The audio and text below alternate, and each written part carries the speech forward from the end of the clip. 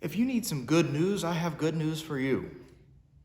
I'm sick and tired of turning on the news these days and finding only stories of pain and suffering and everything else, which I know probably sells, but things are heavy enough. Well, the good news is this. John Krasinski, an actor who has gone on to do much more than his initial role and has become quite a star in his own right, was Jim in The Office, which is a comedy from several years ago. Well, he has teamed up with a bunch of friends and he has started an at-home news service where he shows up in shorts and puts a blazer on and goes and tells stories about signs of hope and beauty and new life going on in the world around us. Everyday people making a difference. One of his most recent episodes, he puts on a graduation ceremony for people that are going to be missing it. And one of the most beautiful elements was he gave people the opportunity to write a question they wanted answered by somebody, and then he surprised them with a graduation speaker, someone that would connect deeply with their interests and what they've been doing. And one of the most poignant, and it's no surprise, was Oprah. Oprah Winfrey was selected to be the graduation speaker and conversant with a young woman who is the first youth national poet laureate in the United States. She is graduating from Harvard. And as the two of them were speaking, Oprah pointed to a time in her own life that had been especially dark, but that opened the door for everything else to happen. And she recalls having a conversation with Maya Angelou, who had been early in her career a mentor and a guide and a friend. And Maya, during one of these dark times, told Oprah, or Oprah related, that God always puts a rainbow in the sky. And this is a signal that even when the storms of life are going around us, look for God's presence, because there's always still beauty in the midst of it all. And to kind of bring it down to ground level for this young woman, Oprah then went on to say that imagine you're taking off during a storm, you're taking flight during a storm. And she retold the kind of story, and so I'll paraphrase it for you, but she says you're on the tarmac and everything's dark and it's raining, there's clouds, it's all gray.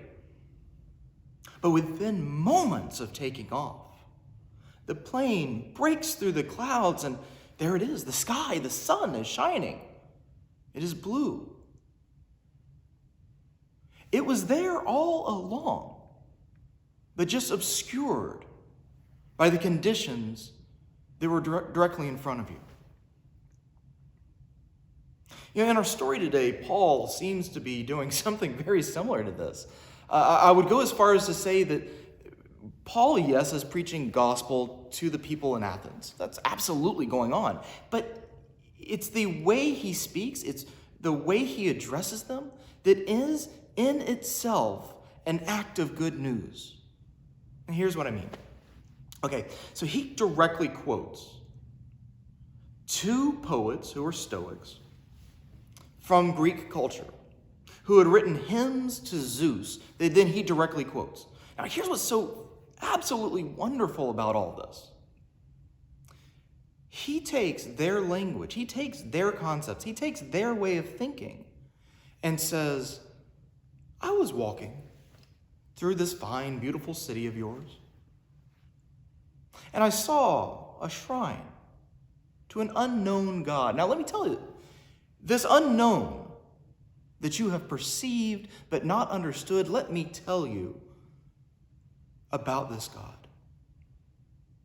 And then he lays out and describes the very spirit of a God that lives and dwells in all things, that doesn't need to be given offerings in the traditional sense, because this is the God who offers for us, that cares for us, that sustains us, that gives us the very breath we breathe, that has laid out all the nations across the world in such a way that even when they don't know this God, they grasp and grope to understand. He lays all this out.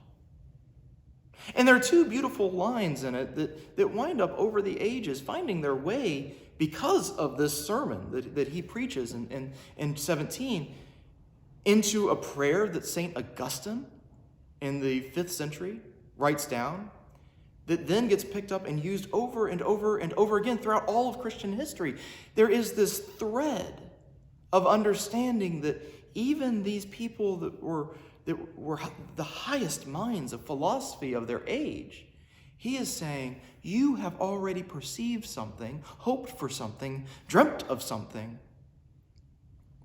but never seen it. And the beauty in the act of grace that Paul gives to them is to point it out and say, this is the God of whom I speak. And not a God amongst many. But those direct quotes were being used to say this, that you lifted up to Zeus. That's okay, that's great. He's your biggest guy. But this unknown God is far beyond what you're even calling Zeus. He's giving them the opportunity to see something of beauty going on in the world that has been missed. I think this is really,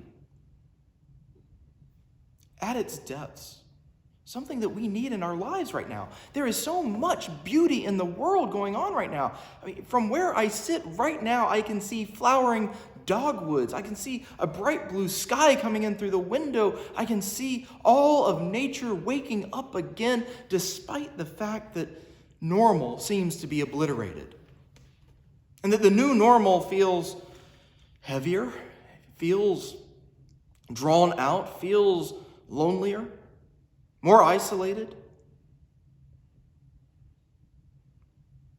We need to be able to see something, to have something pointed out to us about the presence of God even in this moment. You know, there's a famous piece of artwork that was done as part of the altar screen in one of the cathedrals in Germany years and years and years ago during the Middle Ages. And it shows John the Baptist pointing to Christ. And when you look at his finger, it's a disproportionately long finger, almost just like a pointer. And he's pointing back to the cross of Christ as the very center of Christian being. For centuries, this has been used to be able to help explain to people part of the role, part of the life of being a person of faith is to point back to Christ. Paul does it in his sermon today. He points back to Christ and says, this same God that you have known of to be unknown, that you've been able to name might be there, but you haven't been able to perceive, this same God is the one who has been patient through ignorance. But the time of judging, of understanding, of taking the toll is coming. And the one who has been chosen to do all of this was shown to us in the world by a sign of being brought to new life. Now, outside of the reading today, we hear that some scoff and some get it and come on over. But the important piece that comes out of this is Paul is pointing always back to Jesus Christ. He is pointing to a beauty in the world of love that not even death can overcome. So what is our calling? I'm going to use that big word. What is our calling in this time? Well, for me, what I get excited about is that we have this opportunity to point now to our friends, our families, to let our everyday moments to be a pointing back to. Not some man who was crucified and we believe to have been risen by God,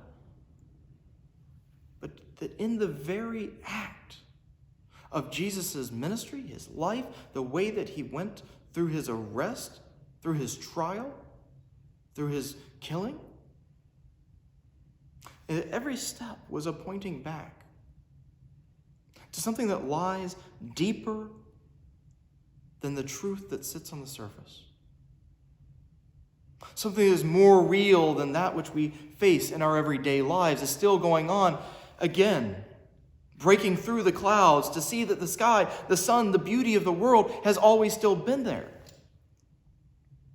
Now, some of you may be aware that my dad is also a pastor. He's in a retirement now, kicking up and having fun with an interim position right now at a church. But before he did all that, he wrote a book a few years ago talking about what it means to be reformed now in this day and age. And there's this wonderful, beautiful phrase that he uses in there saying that what he sees to be part of our faith, or the driving force of our faith in this day and age, is to be what he called docents in the house of wonder. That's a beautiful line. But the reason I'm bringing it up here is twofold. First of all, if you've ever gone to a museum or an art gallery or something, even if you were drugged there, if somebody guides you around and starts telling the stories of individual pieces of art or maybe an artifact or something along those lines, it comes to life in a way that it never would if you just walked up by yourself and stood there and saw it. They give us a window into seeing the deeper nature of something. These docents allow for us to understand that which would have been missed otherwise. Now, the second reason I'm bringing it up today is that not only is it a memorable phrase, but wonder itself, this idea of being docents in the house of wonder, it feels a little far-fetched right now. At this moment, it feels a little far-fetched. With everything going on with this health crisis and the economic disaster that seems to be looming with so much unemployment rising at this time. Wonder doesn't seem like the word we should be using. And ironically, I think that's exactly why we need to use it. We get to be the people who point beyond the clouds, who show that beyond those clouds is a sun that is still shining bright, a sky that is blue, that there is beauty even in the moment now. I needed this last week.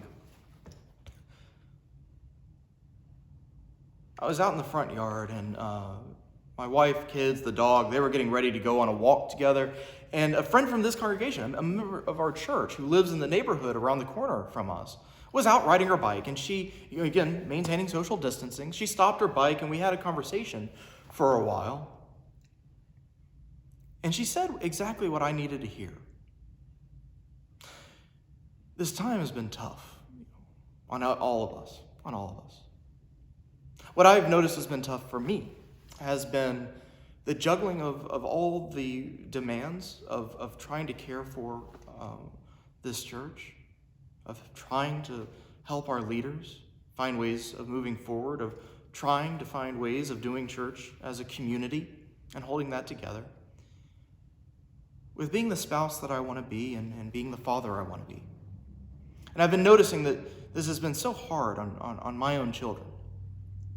Conflict seems to spark much more easily, and their own tender feelings are much more frayed than normal.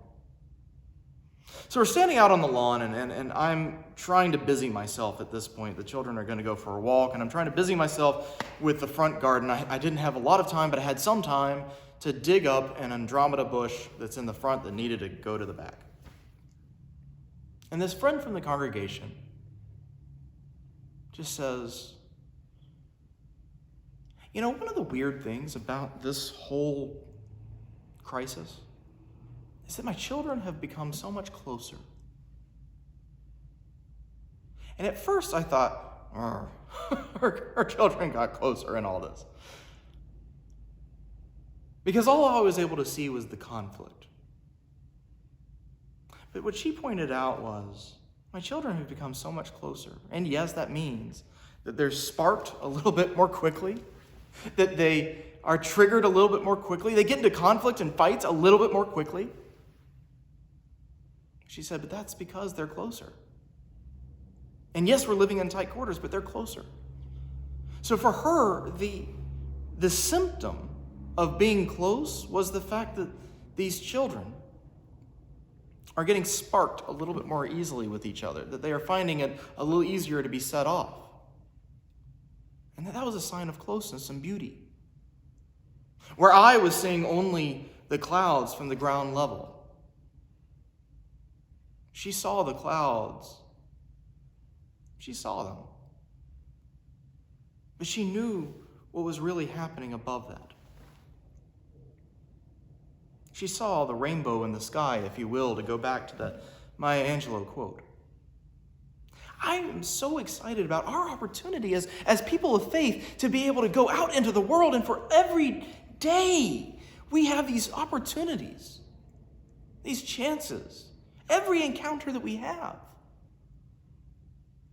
to remind people of what lies on the other side of these clouds, of moments in our own life of beauty, of moments in our own life where we have seen the very presence of God. It could have been a phone call from a friend that came out of the blue. It could have been a member of this church reaching out to say, hey, how are you?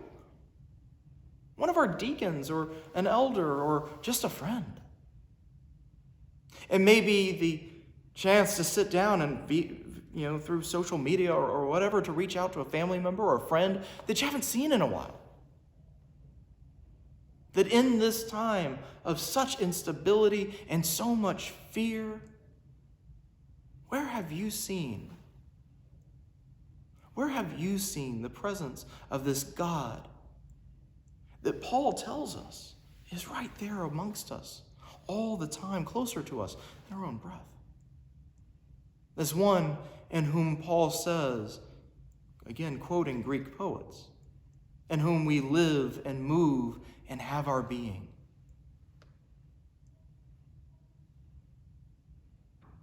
I reflect on this and think that there's just so much. There is so much that goes unseen. And how can we be those who point it out for others, who allow for faith and hope and love to rebloom in our neighborhoods and amongst our houses and our friends by simply pointing out what otherwise would have been missed? And in all this, I give thanks. I give thanks to God. I give thanks to Paul for reminding us of it. And I give thanks to you, dear friends, for the many ways in which you bring grace and love into this world. Peace be with you, and amen.